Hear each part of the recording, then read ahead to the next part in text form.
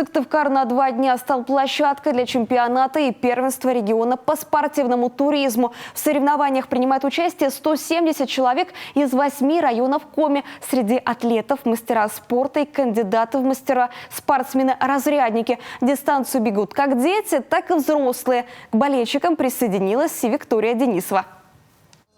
До старта считанные минуты. Самое время проверить снаряжение. Все ли на месте. Дмитрий Бутин сегодня стартует в числе первых. Волнение говорит нет, главное пробежать в свое удовольствие. В этом году был на первенстве России, на чемпионате России, на чемпионате СЗФО. Вот. Конечно, призовых мест не удалось занять, но опыт тоже хорошо. А вот Захар Кузнецов настроен на высокий результат. Юноше 16 лет. В Сыктывкар приехал из Усть-Куломского района.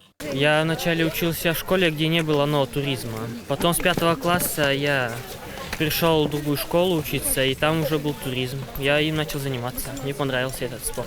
На Сыктывкарском «Динамо» развернулся региональный чемпионат по спортивному туризму. 2 соревновательных дня, 170 участников, 8 муниципалитетов. В столицу Коми приехали спортсмены из Карткироса, Усть-Кулома, Ижмы, Инты, Прилузья, Сысольского района. Сегодня бегут лыжную дистанцию.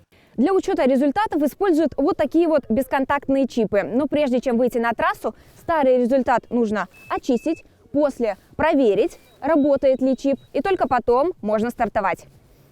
По всей траектории установлены контрольные пункты или КПшки, как их называют судьи. Участники, проезжая мимо них, отмечаются чипами. Время автоматически передается на считывающую станцию. Самым младшим спортсменам 8 лет. Они бегут 1300 метров. Для тех, кто постарше – 4 километра. Участвуют как дети, так и взрослые. Причем с перерывами на испытания. Где по тросу надо карабкаться, где по бревну пробежать. Важно даже то, какой стороной зацепишься. Встанешь не так, потеряешь равновесие и упадешь. Придется сначала начинать. Туризм очень развивается, детей очень много, тренера заинтересованы, чтобы дети бегали и на лыжах, и пешком, умели преодолевать различные технические этапы. Если прогуляетесь по дистанции, то увидите. Навесная переправа, переправа по бревну, переправа методом маятника.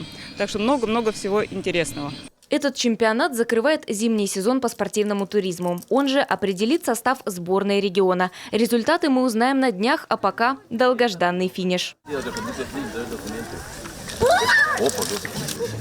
Виктория Денисова, Олег Костромин, телеканал Юрган, Сыктывкар.